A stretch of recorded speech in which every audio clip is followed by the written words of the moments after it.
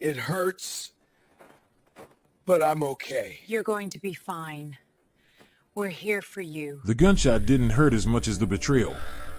That came later, cold, precise, surgical, when Lucien Moretti woke to antiseptic and iron, to machines that hissed like impatient witnesses, and to the realization that the woman who'd shared his bed had emptied his accounts while he bled out on marble floors. The bullet had shattered his shoulder. The betrayal shattered everything else. Before we dive deeper into Lucien's darkest hour and the woman who would refuse to let him surrender, if you're listening right now, help me prove something wrong. I was told this channel would never reach its audience, but stories like this deserve to be heard.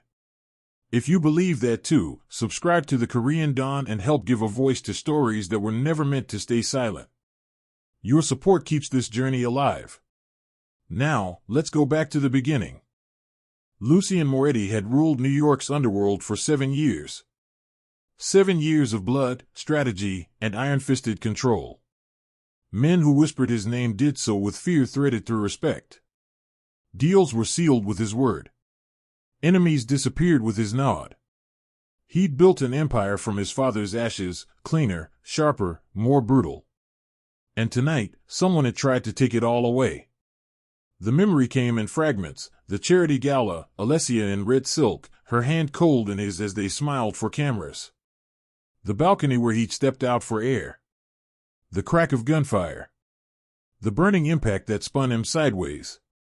The marble rushing up to meet him. Then nothing. Now, consciousness dragged him back to a world that felt wrong. His right arm was immobilized. His chest was wrapped so tight each breath felt stolen. Pain radiated through his shoulder in waves that made his vision blur. But worse than the pain was the silence. No Alessia holding his hand. No concerned capos at his bedside. Just machines and the clinical brightness of a private hospital room that smelled like failure. The door opened. Not a nurse. Not a doctor. A lawyer.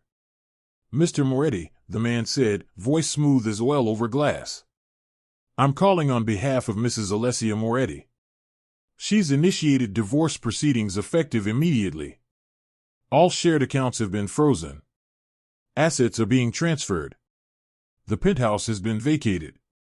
Lucien's laugh came out as a choke. "You're mistaken," he rasped. "My wife was with me last night." The lawyer's pause said everything. "Mrs. Moretti left the city 6 hours ago. She wanted me to convey that she wishes you a full recovery." The call ended. The machines kept beeping.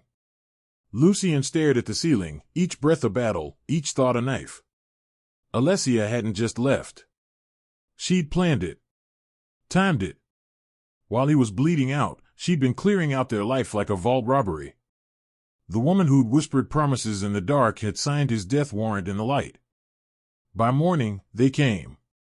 Vincent Calabrese arrived first, Lucien's underboss, a man who'd sworn loyalty on his mother's grave. He stood at the foot of the bed, expensive suit, empty eyes.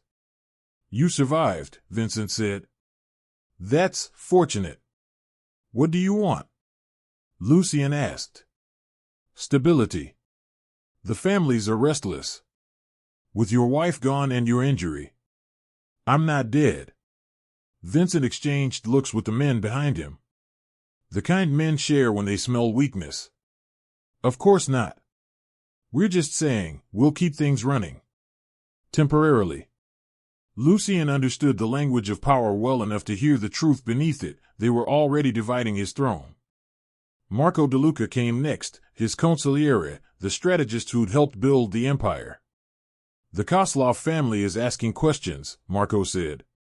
"About succession. About vulnerability. We need to show strength." "Then show it," Lucien said. "With respect, boss, you're in a hospital bed. That doesn't project strength." The words hung like an execution notice. They filed out one by one, these men who'd bowed, now barely concealing their calculations. Lucien watched his empire crumble in real time, bled dry by a bullet and a wife's ambition. By nightfall, he was alone. No wife. No allies. No kingdom. That was when the door opened again. She didn't knock. She didn't hesitate. She walked in like she belonged, dark skin glowing under harsh hospital lights, hair pulled back tight, eyes sharp as cut glass. Not afraid. Not impressed. Not bowing. "Who the hell are you?" Lucien demanded. She set a small duffel bag beside the bed.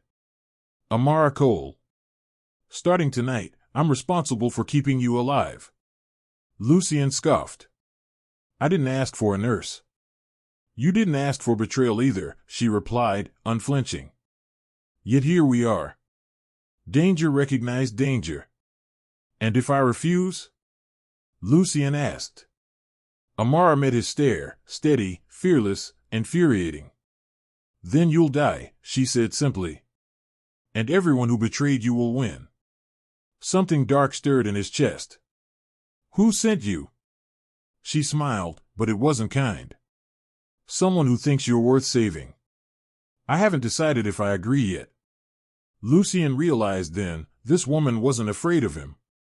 And that terrified him more than the bullet ever had. Lucien tested her that first night. Men like him always did. He barked orders. She ignored them. He snapped insults. She didn't absorb them. He threatened consequences. She didn't flinch. Amara moved through his room with quiet authority, checking vitals, adjusting monitors, cataloging everything with eyes that missed nothing. "Do you know who I am?" he asked finally. "Yes." "And you're still standing here?" "Yes." Lucien smiled darkly. "Either you're very brave or very stupid." Amara leaned closer, voice low. "Or I know something you don't." His smile faded. "And what's that?" "That the man who ruled through fear is not the man lying in this bed," she said. "And the one who gets up again will need someone who isn't afraid to tell him the truth." Lucien's pulse spiked. "You think you know me?"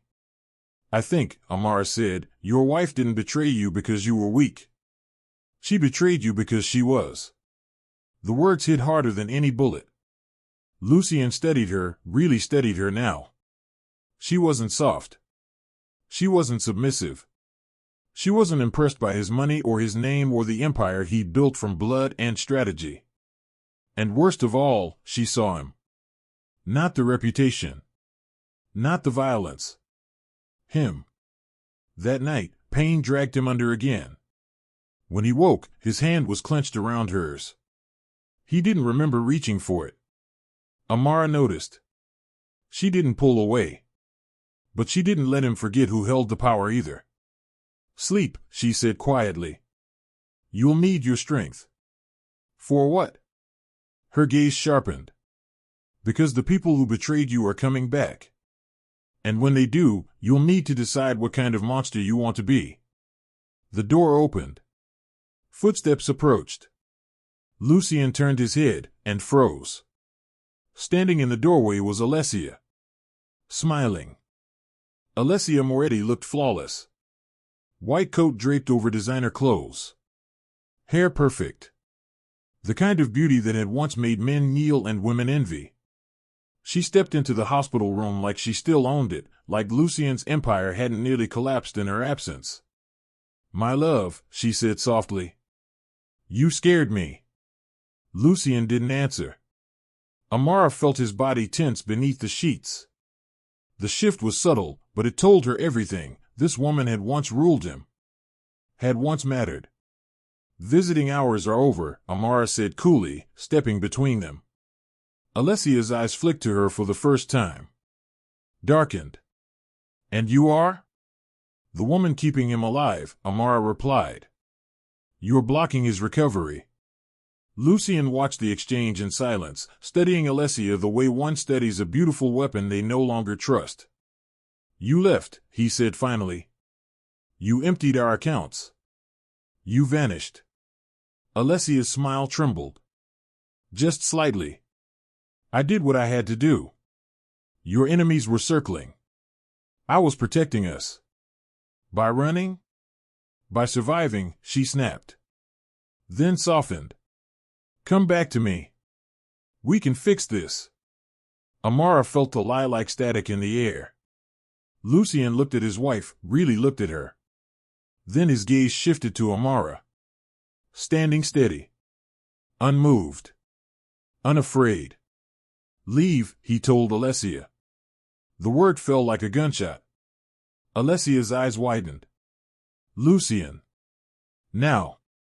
She stormed out, heels sharp against tile. Silence followed. Amara exhaled slowly. Lucien spoke without looking at her. She never begged before. Amara crossed her arms. And she's lying. Their eyes met. Something dangerous sparked between them. Across the hall, Alessia paused. Pulled out her phone. And dialed a number she swore she'd never call again. Lucien was discharged 3 days later. Not to his penthouse, that had been sold, assets liquidated by Alessia's lawyers. To a guarded estate on the outskirts of the city. Temporary, Vincent had said.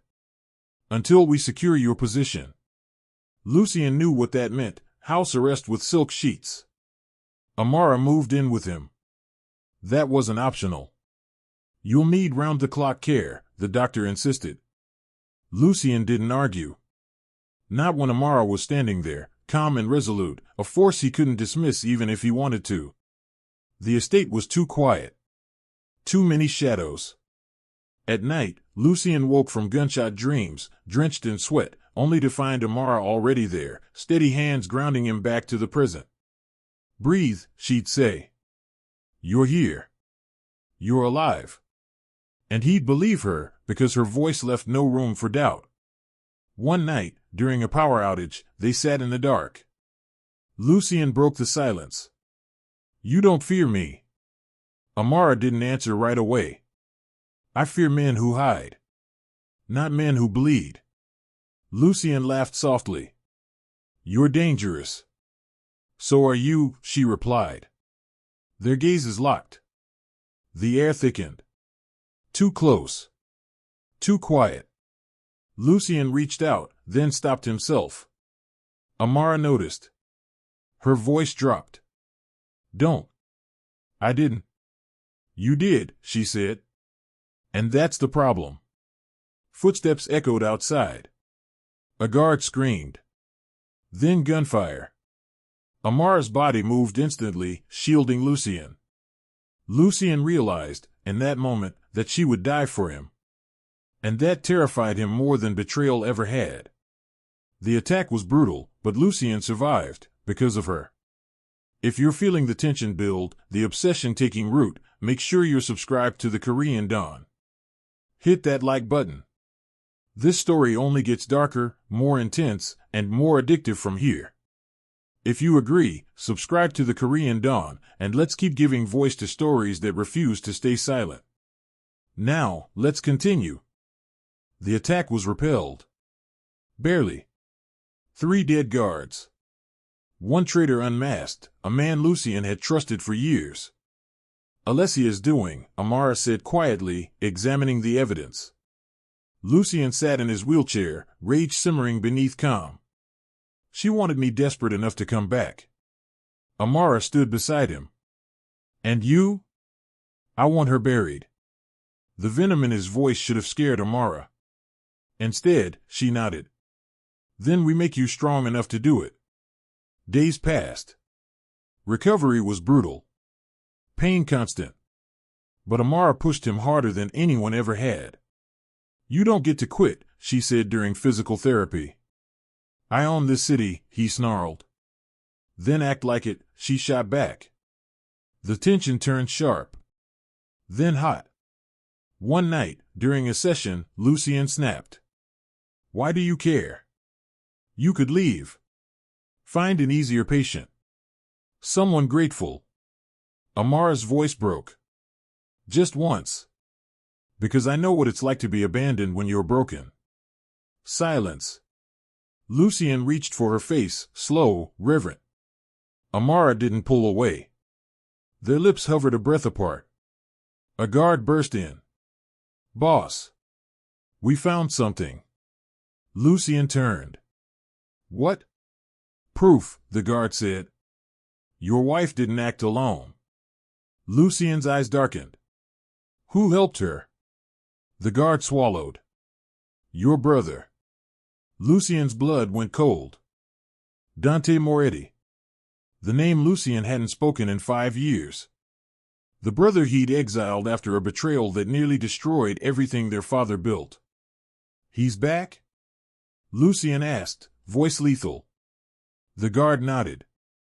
He's been working with Alessia for months. The assassination attempt, his plan. The business takeovers, his connections. He wants everything you have. Amara watched Lucien's face transform. Not anger. Something colder. More final. Where is he? The old distillery.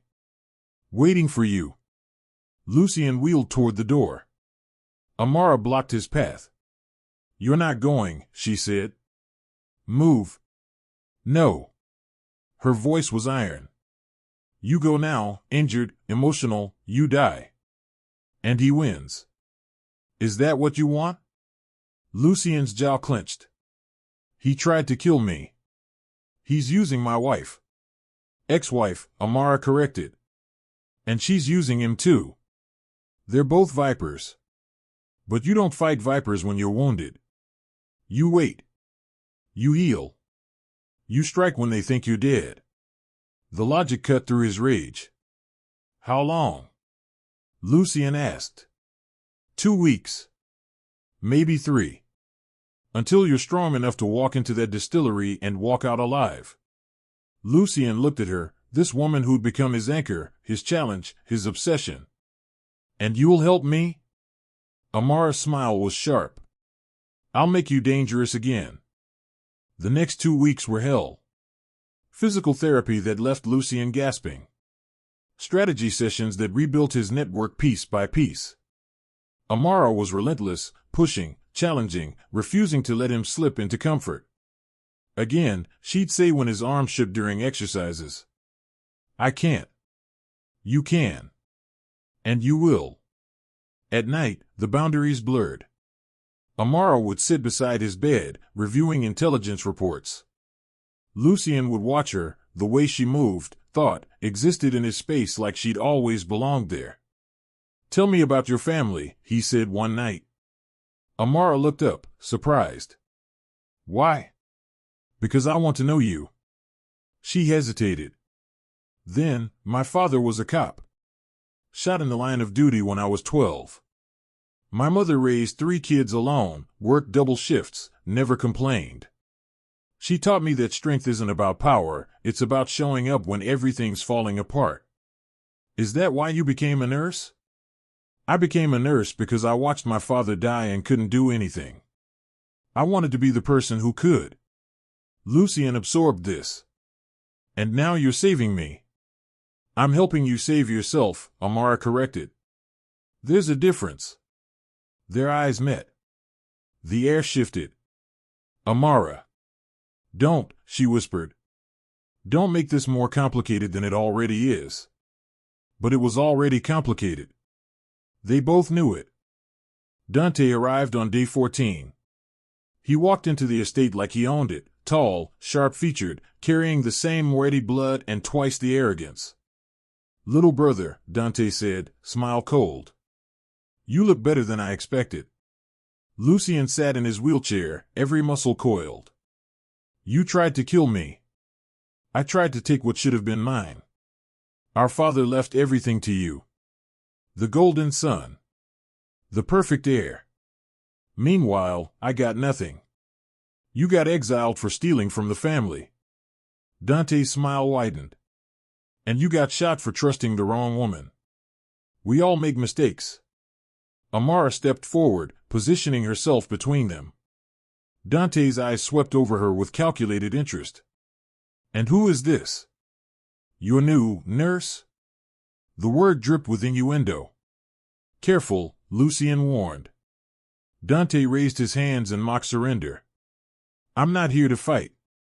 I'm here to make a deal. I don't deal with traitors.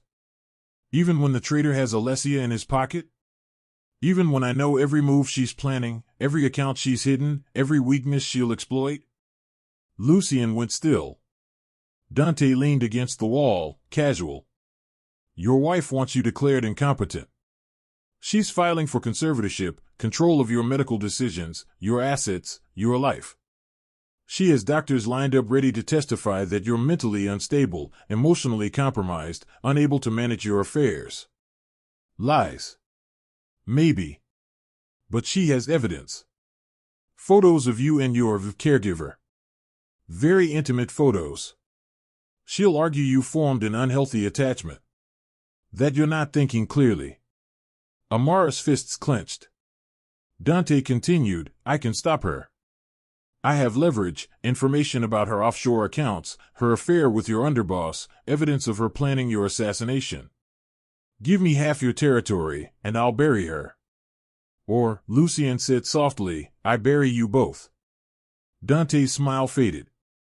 You're not strong enough yet. I will be. By then, it'll be too late. Alessia moves fast. The conservatorship hearing is in 10 days. After Dante left, Lucien sat in silence. Amara knelt beside him. He's playing you. I know. So what do we do? Lucien looked at her. We do what you said. We get stronger. We fight. And we make sure everyone who bet against me regrets it. The legal war began 3 days later. Attorney Michael Chen, Lucien's lawyer, sharp as a blade, laid out the battlefield. Alessia's team has affidavits from your business partners claiming you've been making erratic decisions. They have photos of you and Ms. Cole in compromising positions. We haven't done anything wrong, Amara said. Perception doesn't care about truth, Chen replied. They'll argue you've developed an inappropriate dependency. That Ms. Cole has undue influence. That you're not competent to manage your own life. Lucien's jaw tightened. What do we need? Psychiatric evaluation. Medical clearance. Character witnesses. And Chen hesitated. You need to put distance between yourself and Ms. Cole. Professionally, at least. No, Lucien said immediately. Mr. Moretti. No. She stays. We find another way. Chen looked between them. This will make everything harder. Then we work harder, Amara said. The psychiatric evaluation was scheduled for the following week. Dr. Sarah Williams, renowned, notoriously thorough, impossible to bribe. Lucien prepared like a soldier before battle. The legal war is heating up, and Lucien's enemies are closing in from every side. If you're hooked on this dark, twisted love story, don't forget to subscribe to the Korean Dawn and hit that notification bell. You don't want to miss what happens when Lucien and Amara finally stop fighting their feelings. Dr. Williams was clinical, cold, precise. For 3 hours, she dissected Lucien's mind, cognitive tests, emotional assessments, ethical scenarios. She asked about Alessia, about the business, about Amara. Tell me about your relationship with Ms. Cole, Dr. Williams said. Here it was. The trap. She saved my life, Lucien replied carefully. When everyone else abandoned me, she stayed. She challenged me. She refused to let me quit. And you've developed feelings for her. Yes. Dr. Williams made a note. Some might argue those feelings stem from dependency rather than genuine affection. Some would be wrong. Lucien's voice was steel. I'm not confused about what I feel. Amara is not a crutch. She's an equal. She's the first person in my life who sees me, not my power, not my money, not my reputation. Me. And yes, that terrifies me. Because she could destroy me more completely than any bullet. But that's not dependency. That's love. The words hung in the air. Dr. Williams studied him. Made another note. Moved on. After the evaluation, Lucien found Amara waiting. How did it go? She asked. I told the truth. Her eyes widened slightly. What truth? Lucien wheeled closer. That I love you. That you've become the only thing in my life that feels real. Amara's breath caught. Lucien. I know the timing is terrible. I know this complicates everything. But I'm done lying. To myself, to you, to everyone. Before she could respond, Lucien's phone rang. Chen's number. We have a problem, the lawyer said without preamble.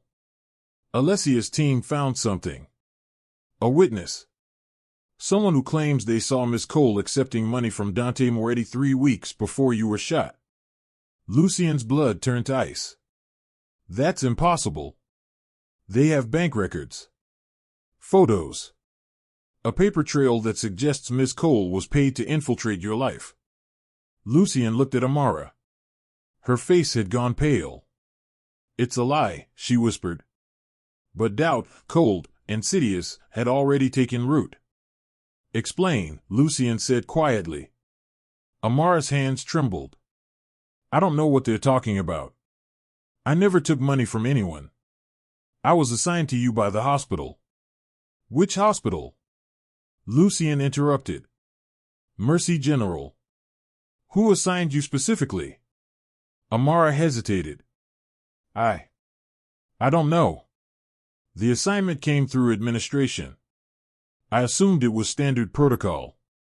You assumed. Lucien's voice went cold. Did you ever verify?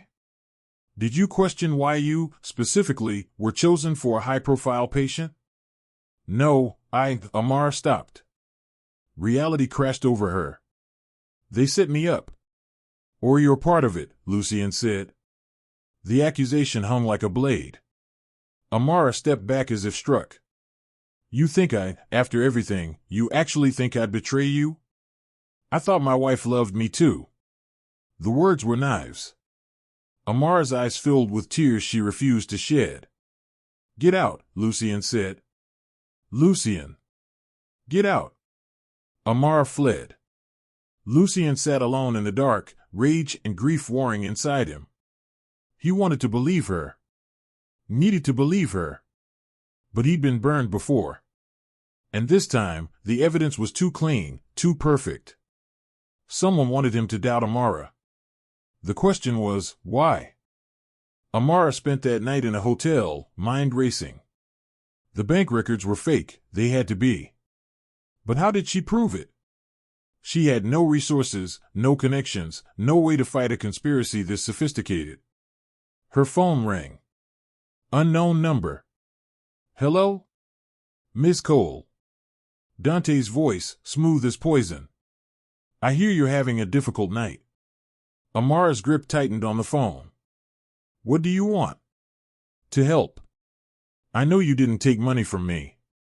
Because I never offered any. That evidence was manufactured. By Alessia. Why would she?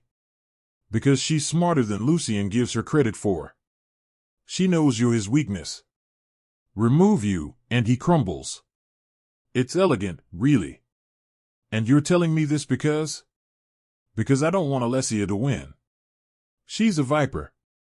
You, Miss Cole, are far more interesting. I'd like to see what happens if you and Lucien stay together. The chaos, the passion, the inevitable destruction, it's compelling. Amara hung up. But the seed was planted, Alessia had framed her. She needed proof. Amara spent the next 2 days becoming invisible. She used old contacts, friends from her nursing program, colleagues who owed her favors. She traced the bank records back to their source. Found the digital fingerprints. Discovered the truth. The account bearing her name had been opened 3 weeks before Lucien's shooting. But the signature was forged. The deposits came from a shell company owned by Alessia's family. It was perfect. Almost. Except Amara had been in Chicago 3 weeks before the shooting, attending her mother's funeral. She had plane tickets, hotel records, signed documents. An alibi. She compiled everything into a file. Then she called Chen. I have evidence, she said. Evidence that clears me and implicates Alessia. But I need you to get it to Lucien. Why not deliver it yourself? Because he won't see me. And I don't blame him. Chen agreed. 2 hours later, Lucien sat in his study, reading through Amara's evidence. The forged signatures. The shell company. The alibi. Shame crashed over him like a wave. He doubted her. Pushed her away. Believed the worst. And she'd fought to prove her innocence anyway. He called her. No answer. He called again. Voicemail. Panic set in. Amara woke to darkness. Her head throbbed. Hands bound. Cloth over her eyes. Voices around her, low, male, threatening. She's awake. The blindfold was ripped away. Harsh light flooded her vision. When her eyes adjusted, she saw Alessia standing before her, impeccably dressed, smile cold. Miss Cole, Alessia said. Welcome. Where am I? Somewhere Lucien won't find you. At least, not in time. Amara tested her bonds. Zip ties. Professional. What do you want? I want you to disappear. You're the only thing standing between me and everything I deserve. With you gone, Lucien will spiral. The conservatorship will be granted. And I'll control everything, his assets, his empire, his life. He'll never forgive you. He doesn't have to. He just has to obey. Alessia turned to leave. Amara called after her, You're terrified of me. Alessia paused. That's why you're doing this, Amara continued. Because you see how he looks at me. You see what we have. And it terrifies you because you never had it. He never looked at you the way he looks at me. And you can't stand it. Alessia's mask cracked. She crossed the room in 3 strides and struck Amara across the face. You don't know anything about us, Alessia hissed. Amara smiled through blood. I know you've already lost. Amara's been taken, Lucien's racing against time, and the final confrontation is coming. Make sure you're subscribed to the Korean Dawn so you don't miss a single moment of this explosive conclusion. Hit that like button if you're on the edge of your seat. Lucien moved through his network like wildfire. Every contact. Every informant. Every favor owed. He had 48 hours before the conservatorship hearing, before Alessia won. But none of that mattered if Amara was dead. Vincent came through reluctantly. I have a location. Alessia is using a warehouse in Red Hook. But Lucien, you're still recovering. You can't. Watch me. Lucien assembled a team.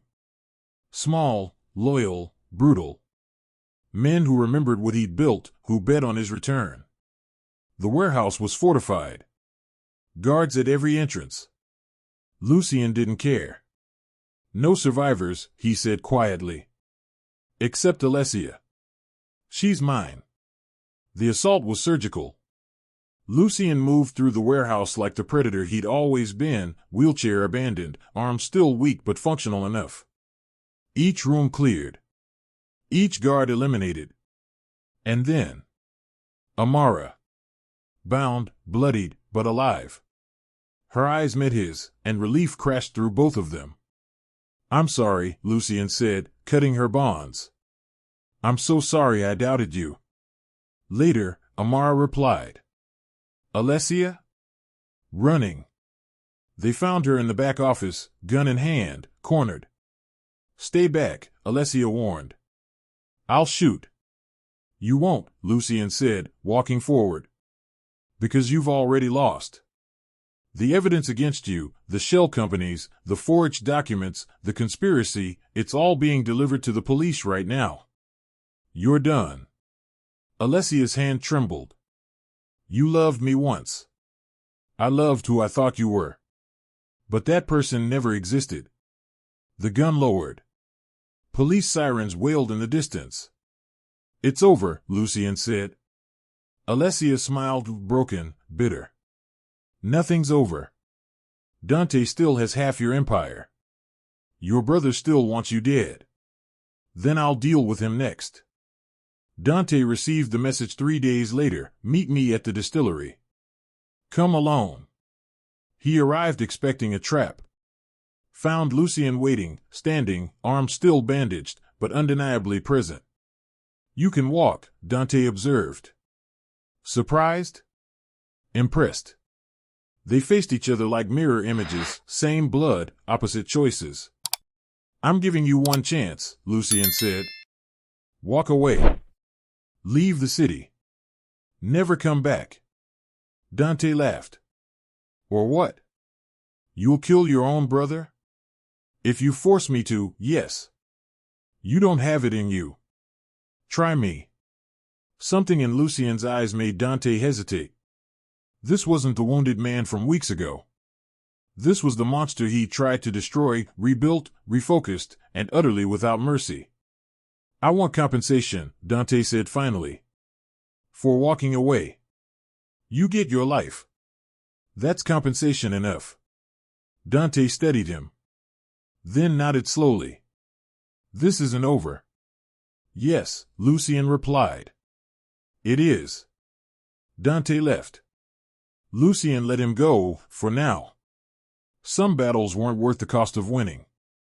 The conservatorship hearing happened 4 days later. Alessia sat with her lawyers, playing the part of concerned wife. Her evidence was compelling: financial records, photos, medical opinions. Then Chen presented Dr. Williams' evaluation. "Mr. Moretti demonstrates complete cognitive function," Dr. Williams testified. "His decision-making is sound, his emotional state stable. There is no evidence of impairment or undue influence. The relationship with Ms. Cole, far from being unhealthy, appears to be a positive stabilizing force." The judge reviewed the documents. Looked at Alessia. Then at Lucien. "Petition denied," the judge said. "Mr. Moretti retains full autonomy over his affairs." Alessia's face crumbled. Outside the courthouse, she approached Lucien one last time. "I did love you," she said quietly. "Once. Before the money. Before the power. When we were just two people." "Maybe you did," Lucien replied. "But you loved what I could give you more. And that was never enough." She walked away. Lucien watched her go without regret. 6 months later. Lucien stood in his new office, smaller than the old one, but his. Built from scratch with money he'd earned, not inherited. Cleaner. Legitimate. Almost. He still had connections in the underworld. Still commanded respect. But he'd shifted, from empire builder to strategist, from ruler to advisor. It was enough. Amara entered carrying coffee. She'd left nursing, joined his security team. Her strategic mind, her fearlessness, her absolute refusal to tolerate weakness, she'd become his partner in every sense. "The Yakuza want a meeting," she said. "Tell them next week. Dante's been spotted in Miami. Let him go. He's not our problem anymore." Amara steadied him. "You're different." "How?" "Lighter. Like you're not carrying the weight of the world." Lucien pulled her close. "That's because I'm not carrying it alone anymore." They kissed, soft, certain, permanent. Outside, New York glittered with promise. But peace never lasts forever. 3 weeks later, a new threat emerged. The Kozlov family had expanded their territory, testing boundaries, probing weaknesses. Viktor Kozlov, brutal, ambitious, hungry, sent a message: "Join us or burn." Lucien read the note. Looked at Amara. "What do you want to do?" she asked. "What I've always done. Survive. Protect what's mine." "And what's yours?" Lucien smiled. "You. This life we've built. Everything else is negotiable." They prepared for war, but this time, with clarity. No divided loyalties. No hidden betrayals. Just two people who'd been through hell and chosen each other anyway. The Kozlov family didn't know what they'd awakened. Lucien and Amara have rebuilt from the ashes, but new enemies are rising. If you're invested in their story and watching love survive betrayal and darkness, subscribe to the Korean Dawn. Because this saga is far from over, and you won't want to miss what comes next. If you're still listening, help me prove something wrong. I was told this channel wouldn't grow, but stories like this deserve a place in the world. Subscribe to the Korean Dawn and be part of proving that powerful stories still matter. Now, let's continue. Viktor Kozlov was everything Lucien used to be: ruthless, calculating, obsessed with power. But he lacked one thing: someone worth protecting. The Kozlov attack came during a charity event, calculated, public, designed to humiliate. Gunmen burst through the doors. Panic erupted. Lucien shielded Amara as bullets ripped through crystal chandeliers. But Lucien's men were ready. The firefight was brief, brutal. When the smoke cleared, 5 Kozlov soldiers were dead. Viktor himself escaped. "This is a declaration of war," Vincent said afterward. "Then we give him one," Lucien replied. "You're thinking about it wrong," Amara said that night. They sat in his study, planning strategies. "Viktor wants you to react with violence," she continued. "He's baiting you into a gang war you can't win because he has more men, more resources. But he has one weakness." "Which is?" "His daughter. Ekaterina Kozlov. She manages his legitimate businesses. And she hates him." Lucien studied her. "How do you know this?" "I asked questions. Made connections. Ekaterina wants out of her father's empire. She wants legitimacy. We give it to her in exchange for information." "That's brilliant." "I know." They set the plan in motion. Ekaterina Kozlov met them in a private restaurant, bodyguards flanking her. She was beautiful, cold, exhausted, a woman trapped by blood. "Why should I betray my father?" she asked. "Because he's destroying everything you've built," Amara replied. "Your legitimate businesses, your reputation, your future. He's using them as fronts for his violence. We're offering you a way out. And what do you want in return?" "His vulnerabilities. His schedule. His weaknesses." Ekaterina considered. "Then, he meets with his underbosses every Friday at midnight. Location changes weekly. Next week, the old brewery on Canal Street. No cameras. Minimal security." "Why are you telling us this?" Ekaterina's smile was bitter. "Because I want him to fear something. The way I've feared him my entire life." They had their opening. The brewery smelled like rust and old violence. Lucien entered alone, or so it appeared. Amara and his team waited in shadows. Viktor sat in the center, surrounded by his men. "You came," Viktor said, surprised. "You threatened what's mine. And what do you think you can do about it, Moretti? You're a has-been. A wounded animal. I could kill you here and no one would care. Try it." Viktor's men raised their weapons. Then Amara's voice cut through the darkness. "I wouldn't do that." Laser sights appeared on every Kozlov soldier.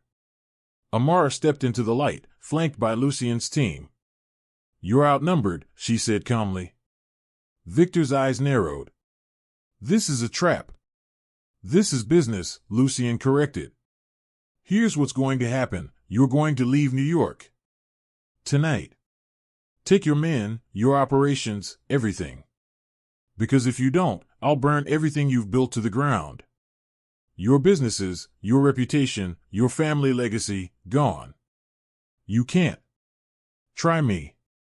Viktor saw the truth in Lucien's eyes. He would do it. Without hesitation. "And if I refuse?" Amara stepped closer. "Then your daughter testifies against you. Federal charges. Racketeering, conspiracy, murder. She has evidence. Documents. Recordings. Enough to bury you for life." Viktor's face went white. Ekaterina wouldn't. "She already did," Lucien said quietly. "You never understood, Viktor. Power isn't about fear. It's about loyalty. And you never earned hers. Victor left that night. New York was theirs again. 6 months after Victor's departure, Lucien stood on the balcony of his rebuilt life. The city stretched before him, scarred, beautiful, enduring. Amara joined him, her hand finding his. "Do you miss it?" she asked. "The empire. The absolute power." "No," Lucien replied. "I miss nothing because I have everything that matters." Smooth talker. I learned from the best. She leaned into him, and for the first time in years, Lucien felt complete. Not because he'd conquered his enemies. Not because he'd rebuilt his empire. But because he'd found someone who saw him, really saw him, and chose him anyway. "I love you," he said. "I know." They kissed as the sun set over New York, two survivors forged in fire, bound by something stronger than blood or power or fear. Love. 3 months later, Lucien took Amara to the place where it all began, the hospital where she'd first walked into his life. "Why are we here?" she asked. "Because I want to remember where we started. Before I knew who you'd become. Before I understood what love actually meant." He pulled out a ring, simple, perfect. "Amara Cole, you saved me. Not just from bullets and betrayal, but from myself. You refused to let me quit. You saw who I could be when I couldn't see it. And every day, you choose me. Even when I'm difficult. Even when I'm dark. Even when I'm broken." His voice cracked. "I'm asking you to choose me forever. Marry me." Amara's eyes filled with tears. "You're an arrogant, stubborn, controlling man. I know. You drive me insane. I know. And I love you more than I thought it was possible to love anyone." She smiled through tears. "Yes. Absolutely yes." The ring slipped onto her finger. They kissed, and the world disappeared. 6 months later. Small ceremony. Close friends. No empire, no spectacle, just two people promising forever. Vincent stood as best man. Ekaterina Koslov, now a legitimate business owner, attended, grateful for the second chance they'd given her. Even Chen showed up, smiling for once. Alessia was notably absent, last seen in Europe, spending money that would eventually run out. Dante sent a card, "Congratulations. Don't invite me to the funeral." Typical. As Lucien watched Amara walk down the aisle, radiant, powerful, he realized something profound. He'd spent his whole life building empires. But she was his kingdom. But happiness, Lucien learned, makes you a target. 2 months after the wedding, a new name surfaced, Sergei Volkov. Russian. Connected. Hungry. He wanted New York's underworld, and he saw Lucien as the gatekeeper. "Meet me," Sergei's message read. "Or I hurt what you love most." The threat was clear. Lucien prepared for war. But Amara had other ideas. "I'll meet him," Amara said. "Absolutely not. Lucien, he's testing you. Expecting you to react with violence. But what if I go instead? What if I show him that threatening your wife means threatening someone who's survived worse than him? That's insane. That's strategy." After days of arguing, Lucien relented, with conditions. Amara met Sergei in a neutral location, armed with nothing but intelligence. "You're Moretti's wife," Sergei said, amused. "I'm Amara Cole Moretti," she corrected. "And before we begin, I want to show you something." She slid a file across the table. Sergei opened it. His face went pale. "That's your daughter," Amara said quietly. "Sophia. 16. Attends boarding school in Switzerland. She's beautiful. Smart. Innocent. And she has no idea what her father really does." Sergei's hands trembled. "You wouldn't?" "Of course not. Because I'm not a monster. But you threatened what I love. So now you understand what you stand to lose. Go home, Mr. Volkov." Protect your daughter. Because if you come for us again, you won't get a second warning. Sergei left. Never contacted them again. Lucien was impressed. You're terrifying. I learned from you. 1 year later, Amara discovered she was pregnant. The news came during breakfast, casual and life-changing. I'm going to be a father? Lucien asked, voice shaking. Yes. He pulled her close, overwhelmed. I don't know how to do this. I don't know how to be a good father. My own was. You'll figure it out, Amara interrupted. Like you figured out everything else. Together. 9 months later, their daughter was born. Lucia Rose Moretti. Dark eyes. Her mother's strength in miniature. Lucien held her for the first time and felt something break open in his chest, not pain, but expansion. Room for more love than he'd known he could contain. She's perfect, he whispered. She's ours, Amara corrected. Before we close this final chapter, help me prove something wrong. I was told this channel would never reach 1 million subscribers, but stories like this deserve to be heard. Subscribe to the Korean Dawn. Every subscription counts, every voice matters, and together we can grow this channel beyond expectations. Thank you for supporting the journey. 5 years later. Lucia ran through their garden, laughing as Lucien chased her. He'd left the underworld entirely now. Legitimate businesses. Clean money. A life built on something other than fear. Amara watched from the porch, pregnant with their second child. You've gone soft, she teased when he collapsed beside her. Happily, he replied. They'd survived betrayal, war, loss.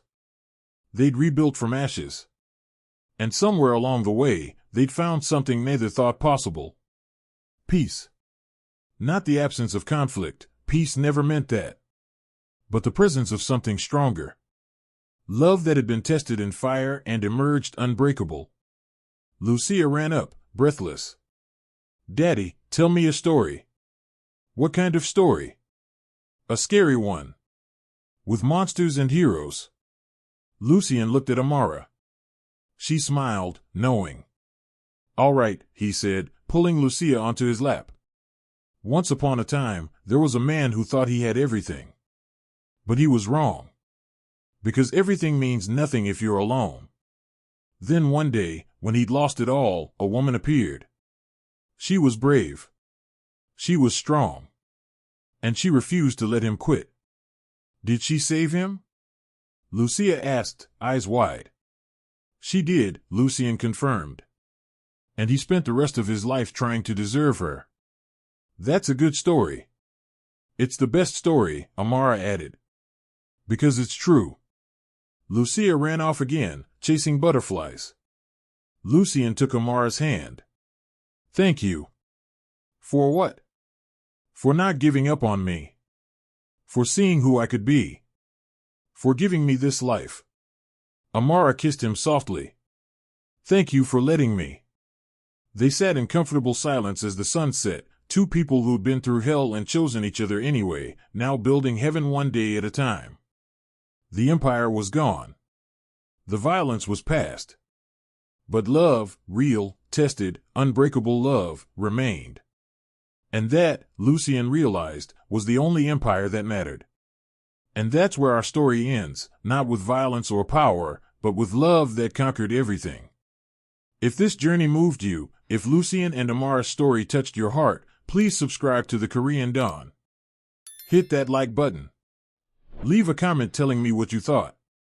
Because your support makes these stories possible, and I have so many more dark, passionate, impossible love stories to share with you. Thank you for watching. Until next time.